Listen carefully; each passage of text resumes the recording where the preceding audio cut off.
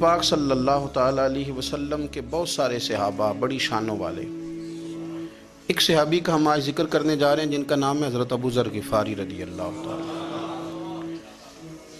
ہمارے صوفیاء تصوف میں ایک جملہ بولتے ہیں کہ تیرا تو فقر فقر ابو ذر ہے، یعنی جن کو صحیح درویش کہتے ہیں نا، صحیح درویش۔ مولا علی شیر خدا رضی اللہ تعالیٰ عنہ فرمایا کرتے دو ہی تو بندے ہیں جو رب کے رستے میں کسی شے کی پرواہ نہیں کرتے۔ حضور کون سے؟ فرمایا ابو ذر غفاری ہے اور دوسرے علی المرتضیٰ ہیں۔ مولا علی فرمایا کرتے یہ نا مسلمانوں میں سے چوتھے یا پانچویں مسلمان ہیں۔ شروع سے ایک سلیم الطبع آدمی، کچھ لوگ طبعاً بڑے نفیس ہوتے ہیں، طبعاً ہی اللہ کی طرف سے شروع سے ہی۔ ان کا جو قبیلہ تھا بنو غفار وہ رہزنی کرتا تھا، لوگوں کو لوٹ لیتا تھا۔ شروع میں یہ کام کیا لیکن جب کچھ لوگوں کی چیخیں کانوں میں گئیں تو چھوڑ دیا، فرمایا نہیں یار طبیعت نہیں مانتی۔ اور نبی پاک کا کلمہ پڑھنے سے پہلے ہی بتوں کی پوجا چھوڑ کے رب کی عبادت شروع کر دی۔ لوگ پوچھا کرتے تھے آپ عبادت تو کرتے تھے پر منہ کدھر کرتے تھے؟ فرماتے تھے جدھر وہ کرا لیتا تھا کر لیتے تھے۔ حضرت سیدنا ابو ذر غفاری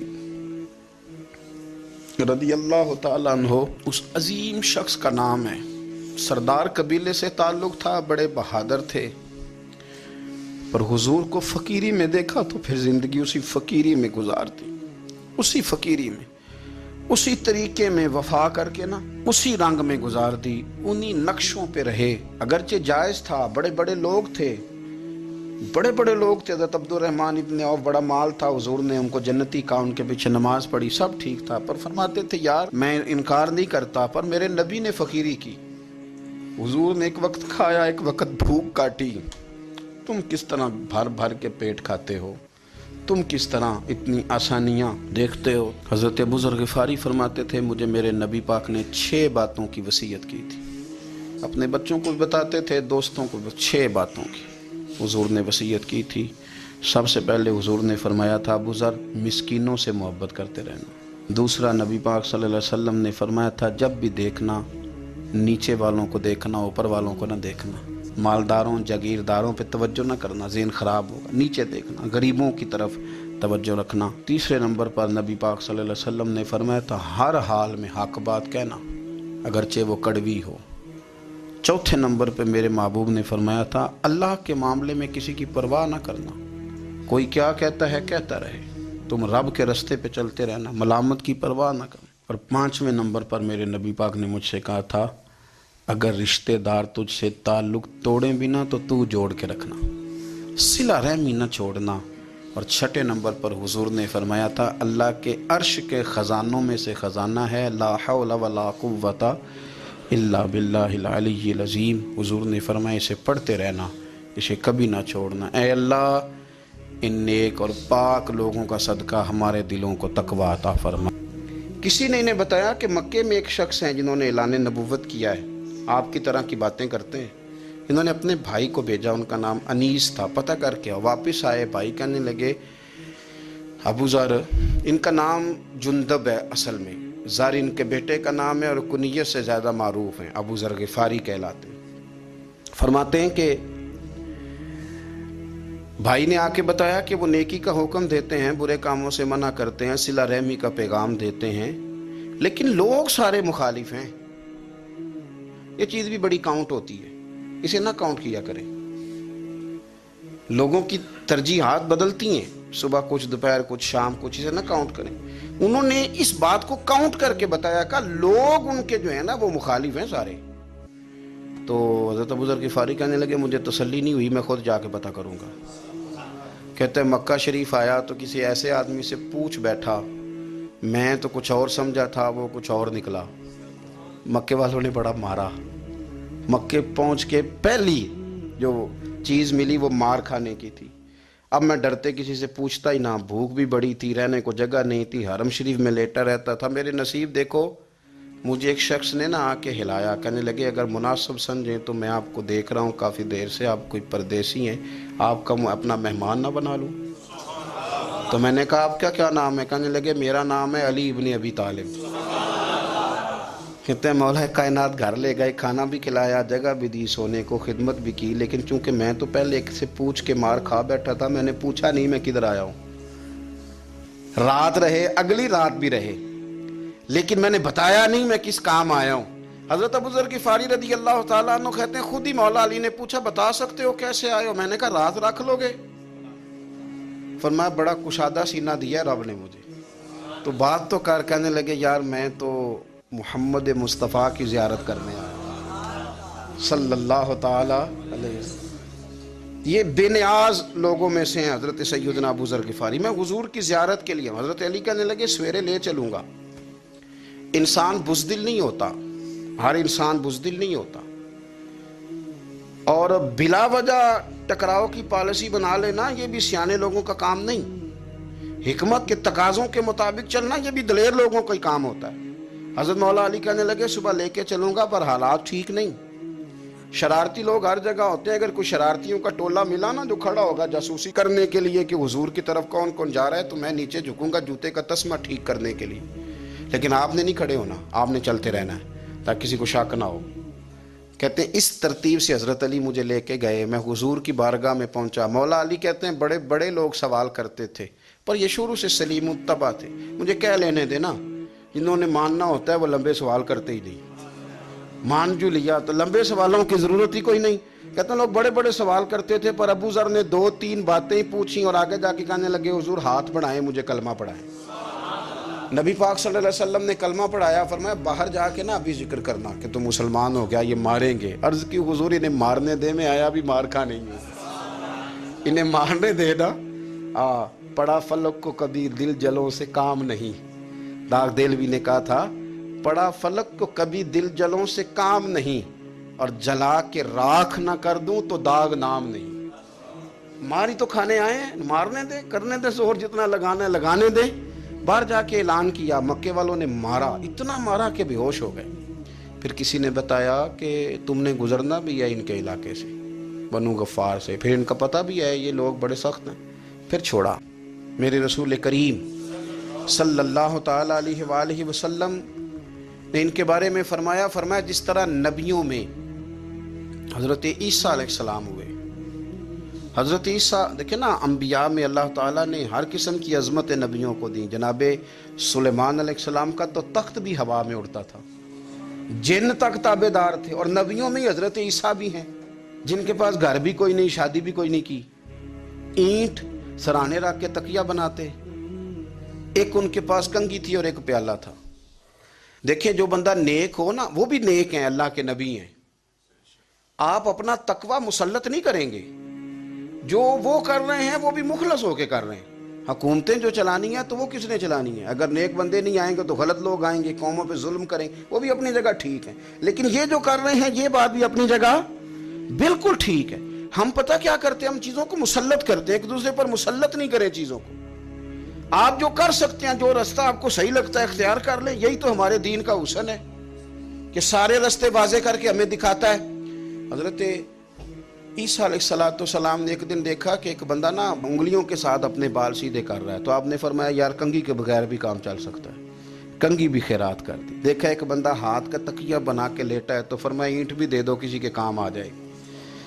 ایک دن دیکھا کہ ایک بندہ نا یوں چلو میں پانی پی رہا ہے، فرمایا پیالہ بھی رہنے دو، اس کے بغیر بھی کام چل ہی جاتا ہے۔ جناب عیسیٰ کا یہ زہد تھا۔ میرے نبی پاک علیہ السلام نے فرمایا جس نے جناب عیسیٰ کا زہد دیکھنا ہو وہ میرے ابو ذر غفاری کو دیکھے، ان کو دیکھے، یہ دنیا میں جناب عیسیٰ کے زہد کے مطابق چلتے پھرتے ہیں۔ ساری زندگی دولت کو، مال کو پسند نہیں کیا۔ جہاں رہتے تھے ایک گورنر صاحب نے 300 دینار تحفے میں بھیجے، تو ایک ہوتا ہے نا بندہ کہتا نہیں نہیں ضرورت نہیں، اور حضور سید عالم صلی اللہ علیہ وسلم نے حضرت عمر سے فرمایا تھا جو خود بخود آ جائے وہ قبول کر لو اللہ کی طرف سے، لیکن ان کا رنگ فقیری والا تھا اور تھوڑا انوکھا تھا۔ 300 دینار آئے تو فرمانے لگے اسے جا کے کہو تمہیں کوئی اور بندہ نہیں ملا دھوکہ دینے کے لیے، میرے گھر ہی مال بھیج دیا ہے۔ فرمانے لگے میرے پاس گدھا ہے سواری کرنے کے لیے، میرے پاس بکریاں ہیں دودھ پینے کے لیے، میرے پاس ایک چادر اضافی ہے سامان میں سے، میں تو ڈرتا ہوں کہ رب کہیں اس چادر کے بارے میں سوال نہ پوچھ لے، اور تم ہو کہ میرے پاس یہ لے کے آئے ہو۔ حضرت عثمان غنی کے پاس جا کے کہا کرتے کتنا لوگوں کے پاس پیسہ آ گیا ہے، ہر بندے کے گھر میں مال ہے، یہ کیا ہو رہا ہے، لوگوں سے کہیں خرچ کریں غریبوں پہ۔ عثمان غنی فرمانے لگے تمہیں تو خوش ہونا چاہیے کہ میرے دور میں لوگ خوشحال ہو گئے ہیں۔ آپ فرمانے لگے نہیں، وہ والا رنگ زیادہ بہتر ہے جو مدینے والے نے اختیار فرمایا ہے، کیونکہ کچا رنگ للاری والا چڑھدا تے لیندا رہندا عشق تیرے دا رنگ محمد، جدوں چڑھ جائے پھر نہیں لیندا۔ آپ کی طبیعت کے اندر دولت سے بیزاری، حضرت ابو درداء، حضرت ابو موسیٰ اشعری، حضرت ابو ہریرہ رضی اللہ تعالیٰ عنہ، یہ سمجھ لیں ان کے کلاس فیلو تھے، ان کے ساتھ پڑھا تھا انہوں نے۔ حضرت ابو ذر غفاری ان پر بھی جلال کرتے۔ آپ یقین کریں کہ طبیعت نا ایسے کیف میں آ گئی ان کو پڑھ کے، ان کو پڑھا جب کچھ دنوں سے تو کچھ انوکھا، یہ انوکھی وجہ ہے، سارے زمانے سے نرالے ہیں، یہ بندے کون سی بستی کے یار اب رہنے والے ہیں، یہ کس طرح کے لوگ ہیں، کیا سوچ ہے۔ حضرت ابو درداء رضی اللہ تعالیٰ عنہ کے گھر کے قریب سے گزرے تو حضرت ابو درداء مکان بنا رہے تھے، کیا جملہ کہا، تڑپ گئی روح۔ فرمانے لگے ابو درداء تجھ سے مجھے یہ امید نہیں تھی یار۔ فرمایا کیا ہوا؟ فرمانے لگے اب تیرا مکان بنانے کے لیے بھی اللہ کے بندوں کی پشتوں پر اینٹیں رکھی جائیں گی، تیرا مکان بنانے کے لیے رب کے بندوں کی پشتوں پر اینٹیں تیرے لیے۔ حضرت ابو درداء نے گردن جھکا لی، فرمایا یار جہاں تو ہے نا تو بالکل ہی ٹھیک کہتا ہے۔ کیوں؟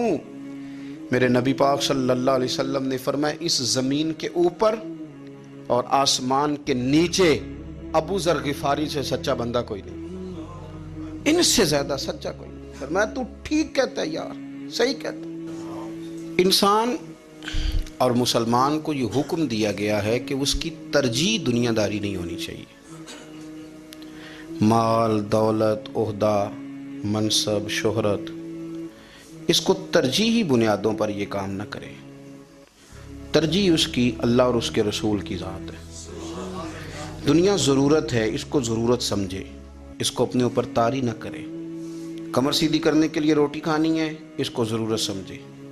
بدن چھپانے کے لیے کپڑا چاہیے، اس کو ضرورت سمجھ لے۔ سر چھپانے کے لیے چھت کی ضرورت ہے، اس کو ضرورت سمجھے، لیکن کبھی بھی کسی موقع پر بھی اس بات کو سمجھ لیں کہ ترجیح دنیا کو نہ دے، ترجیح آخرت کو، اللہ کی ذات کو۔ ہماری آخرت کس طرح ٹھیک ہو سکتی ہے، آخرت میں کامیاب کس طرح ہو سکتے ہیں، آخرت میں اللہ تعالیٰ کی رضا کیسے پا سکتے ہیں، اس کو ترجیح دینی۔ حضرت ابو ذر غفاری رضی اللہ تعالیٰ عنہ کا نبی پاک سے اتنا پیار کہ ہماری بھی مشکل حل کر دی۔ ابو داؤد شریف میں موجود ہے، ایک دن کہنے لگے یا رسول اللہ صلی اللہ علیہ وسلم، اگر کوئی بندہ کسی سے پیار بڑا ہی کرے پر اس جیسے عمل نہ کر سکے، کوشش کرے کرنا، لوگ ہمیں کہتے ہیں نا جی پیار بڑا، عمل بھی تو کرو نا، بھی کرنا چاہیے، پر انسان ہے نا، غلطی بھی تو ہو ہی جاتی ہے۔ اب ہم عمل نہیں کر سکتے تو تم ہمیں پیار بھی نہیں کرنے دو گے، مہربانی کرو پیار تو کرنے دو نا۔ حضرت ابو ذر غفاری نے کہا، ابو داؤد شریف میں موجود ہے، یا رسول اللہ صلی اللہ تعالیٰ علیہ وآلہ وسلم، حضور پیار بڑا کرے پر ان جیسے عمل نہ کرے تو حکم کیا ہے؟ تو حضور نے فرمایا پیار سچا کرے، اللہ قیامت کے دن جس سے محبت کرے گا نا اس کے ساتھ ہی دونوں کو اکٹھا فرما دے گا۔ تو حضرت ابو ذر نے فوراً کہا، حضور پھر مجھے آپ سے بھی بڑا پیار ہے، رب سے بھی بڑا پیار ہے۔ فرمایا فکر نہ کرنا، جنت میں اکٹھے ہی جائیں گے۔ اتنی محبت رسول پاک کی ذات کے ساتھ حضور کی نوکری کرنا۔ ایک دن خدمت کرتے کرتے سو گئے، حضور مسجد میں آئے پتہ کرنے کہ ابو ذر آرام کر رہا ہے، یہ بھی مزہ ہوتا ہے، خیال رکھنا اپنے درویشوں کا، کیا کھایا کیا پیا کہاں سوئے۔ حضور رات کو آئے، یہ سوئے ہوئے تھے، فرماتے ہیں حضور نے میرا انگوٹھا ہلایا، میں اٹھ کے بیٹھ گیا، حضور بھی میرے پاس بیٹھ گئے، اور میں ابو ذر بڑا پیار کرتے ہو، سونے آپ کو پتہ ہی ہے، کہا یار تو بڑی نوکری کرتا ہے، ایک دن وہ بھی آئے گا جس دن تجھے میری مسجد اور میرے شہر سے جانا پڑے گا، پھر کیا کرو گے؟ تو عرض کی حضور کسی کی طاقت ہے مجھے آپ کے شہر سے نکالے؟ میں تلوار نکال لوں گا۔ تو نبی پاک نے فرمایا تلوار نہ نکالنا، جہاں تمہیں بھیجا جائے چپ کر کے چلے جانا۔ حضور کب تک؟ فرمایا جب تک اللہ تیری اور میری ملاقات نہیں کرا دیتا، یعنی وصال تک۔ یہ واحد شخص ہیں کہ حضور کے وصال ظاہری کا وقت آ گیا تو فرمایا کوئی میرے ابو ذر کو بلاؤ۔ جب یہ آئے تو حضور لیٹے ہوئے تھے، یہ جھکے نبی پاک کی طرف، حضور میں حاضر ہوں، تو حضور نے پکڑ کے سینے کے ساتھ لگا لیا۔ میرے رسول پاک صلی اللہ علیہ وسلم کی خدمت میں ایک دفعہ عرض کرنے لگے حضور مجھے صوبے کا گورنر بنا دیں، تو نبی پاک نے فرمایا ابو ذر میں عہدے پسند نہیں کرتا، تو تمہیں بھی میں کہتا ہوں عہدہ نہ لینا، تمہیں بھی کہتا ہوں عہدہ نہ لینا۔ فرمایا ابو ذر میں جو چیز اپنے لیے پسند کروں گا تمہیں بھی اسی کا مشورہ دوں گا، تم بندے اچھے ہو پر یہ کام تمہارے بس کا نہیں ہے۔ بڑے زاہد آدمی، پتہ میرے نبی پاک نے کیا فرمایا؟ فرمایا مجھے میرے رب نے حکم دیا ہے کہ میں 4 لوگوں سے پیار کروں۔ اللہ اکبر، کاش کبھی آپ اس حدیث کے جملوں کو سمجھیں۔ او یار اللہ نے حکم دیا ہے محبوب پیار کرے، حضور کس سے؟ تو پہلے 3 مرتبہ نبی پاک نے ایک ہی شخص کا نام لیا، فرمایا علی سے، علی سے، علی سے، پھر فرمایا ابو ذر غفاری سے، پھر فرمایا جناب مقداد سے، پھر فرمایا سلمان فارسی سے۔ رب نے مجھے کہا ان سے پیار کرو، حضرت ابو ذر غفاری۔ تبوک کے موقع پر نا اونٹ پہ بیٹھے تھے، پیچھے رہ گئے، اونٹ پر بیٹھے تھے تو پیچھے رہ گئے، اونٹ سست تھا، تھک گیا، چل نہیں رہا تھا۔ حضرت ابو ذر غفاری رضی اللہ تعالیٰ عنہ پہلے تو اسے لے گئے ایک گاؤں میں کہ اونٹ بیمار ہو گیا، اس کا علاج کرایا، لیکن جب وہ ٹھیک نہ ہو سکا نا تو اونٹ وہیں چھوڑ دیا۔ حضور صلی اللہ علیہ وسلم کے پیچھے ضرور پہنچنا ہے میدان تبوک میں، تو جو سامان تھا وہ سارا پشت پہ رکھا اور اکیلے ہی چل دیے، تنے تنہا اور پیدل۔ سامنے سے گرد اڑتی ہوئی نظر آئی تو لوگوں نے کہا حضور پتہ نہیں کون آیا ہے۔ فرمایا تمہیں نہیں پتہ، مجھے تو پتہ ہے نا، ابو ذر غفاری آیا ہے، ابو ذر غفاری آئے۔ پھر حضور نے فرمایا یمشی واحدہ و یموت واحدہ و یبعث واحدہ، فرمایا یہ تنہا چلتے ہیں، یہ تنہا ہی دنیا سے جائیں گے، تنہا ہی اٹھائے جائیں گے، تنہا تنہا چلتے ہیں، تنہا ہی دنیا سے جائیں گے، انتقال تنہا ہی اٹھائے جائیں گے۔ جو بہت زیادہ سختی کرنے لگے صحابہ پہ، بہت زیادہ، تو حضرت عثمان غنی رضی اللہ تعالیٰ عنہ نے فرمایا کہ آپ اپنے مزاج کے لحاظ سے تو درست ہیں، پر جو چیز آپ طاری کرنا چاہتے ہیں جب شریعت گنجائش دیتی ہے تو آپ کیوں اتنی سختی فرماتے ہیں؟ تو فرمانے لگے ٹھیک ہے پھر مجھے ربضہ جانے کی اجازت دے دو۔ ربضہ ایک بستی تھی، جنگل تھا، وہاں کوئی آتا جاتا نہیں تھا، اسی کسے دے کچھ نہیں چلا گئے تے نہ کوئی ساڈا دردی۔ حضور نے کہا تھا نا یمشی واحدہ، تو اکیلا چلے گا، ربضہ چلے گیا۔ حضرت سیدنا عثمان غنی نے کہا یہ کچھ بکریاں لے جاؤ، دودھ پی لیا کرنا۔ فرمایا عثمان مجھے مال کی تو ضرورت پہلے دن سے ہی کوئی نہیں، مجھے تو رب رسول کی ضرورت ہے، ان کی کرم نوازیاں میرے ساتھ رہتی ہیں۔ تشریف لے گئے، وہاں تنہا کھجور کے خشک ٹکڑے کھاتے، عبادت کرتے، اللہ کو یاد کرتے۔ بڑے بڑے لوگوں نے آ کے کہا کہ ابو ذر آپ کی بڑی شان ہے، ہمارے ساتھ چلیں۔ فرمایا چھوڑو، کہاں منشور ہم اور کہاں ہنگامے محبت کے، ایک حجرے میں رہتے ہیں خدا کو یاد کرتے ہیں، ضرورت کوئی نہیں، جہاں ہوں نا وہاں میں ٹھیک ہوں، حاجت نہیں۔ تبن بڑے جلالی تھے، زاہد مزاج تھے، فرماتے تھے کہ جو تمہاری ضرورت سے زیادہ ہے وہ سارا صدقہ کرو۔ کنز کے معاملے میں ان کا رویہ یہ تھا، صرف حضرت صدیق اکبر کو کچھ نہیں کہا انہوں نے، باقی حضرت عمر جیسے آدمی کو بھی کھڑا کر کے کہہ لیتے تھے یہ مال کیوں رکھا ہوا ہے خزانے میں، بانٹتے کیوں نہیں سارا؟ اور جناب عثمان غنی رضی اللہ تعالیٰ عنہ کے ساتھ تو باقاعدہ کئی دفعہ اس موضوع پر گفتگو کی۔ وہ کہتے تھے کہ جب اللہ کہتا ہے قرآن میں کہ مال دولت جمع نہیں کرنی، تو وہ جو لوگ تھے وہ بھی بڑی شانوں والے تھے، وہ کہتے تھے کہ اللہ نے جب زکوٰۃ فرض کی تو مال جمع ہوتا ہے تو زکوٰۃ فرض ہوتی ہے نا، جب فطرانے کا کہا تو مال ہوتا ہے تو فطرانہ آتا ہے نا۔ تو آپ جو کہہ رہے ہیں وہ ٹھیک ہے، پر آپ اعلیٰ بات کر رہے ہیں تقوی کی، سارا بانٹو۔ تو حضرت ابو ذر غفاری کہتے تھے چلو ٹھیک ہے تمہاری بھی بات مان لیتا ہوں، پر یہ بتاؤ مدینے والے کا اپنا طریقہ کیا ہے؟ کہ بھئی حضور کا طریقہ تو وہی ہے جو آپ بتا رہے ہیں۔ تو فرمانے لگے پھر اس رستے نہ چلیں جو رستہ مدینے والے رسول کا ہے، اور حضور سے، نبی پاک سے عشق کرتے بڑا کھل کے۔ یہ صحابہ صفہ میں سے تھے۔ کلمے پڑھنے کے بعد چونکہ طبیعت جلالی تھی تو حضور نے بھیج دیا، فرمایا واپس جاؤ اپنے قبیلے میں تبلیغ کرو. واپس گئے, بھائی کو مسلمان کیا, والدہ کو مسلمان کیا, قبیلہ سارا مسلمان کیا, وہیں رہے. ہجرت مدینہ کے بعد آئے تبوک کے موقع کے قریب, اور حضور نے اصحاب صفہ میں رکھ لیا. نوکری کرتے مدینے والے رسول کی, دلیر آدمی تھے, بڑا قبیلہ تھا, پر ڈیوٹی کرتے, ڈیوٹی خدمت کرتے. ایک بیٹا تھا زار اس کا نام تھا, اس کی ڈیوٹی لگائی تم نے میرے نبی پاک کے اونٹ چرانے. ڈاکو آئے تو صاحبزادہ اونٹوں کی اونٹنیوں کی حفاظت کرتے شہید ہو گیا. اور یہ انوکھا بندہ ہے جس نے شرط لگائی تھی کہ میں نے کالی سیاہ رنگ کی عورت سے شادی کرنی. انوکھا بندہ ہے. ایک بیٹی تھی, ایک بیٹا, بیٹا شہید ہو گیا. بیوی سے کہا تم نے نبی پاک کے گھر میں خدمت کرنی, حضور کے گھر والوں, اور میں نبی پاک کی نوکری کروں گا.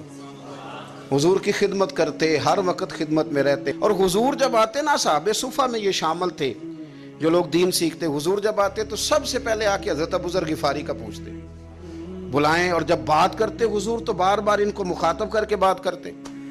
حضرت ابو موسیٰ اشعری رضی اللہ تعالیٰ عنہ کو گورنر بنا دیا گیا عراق کا.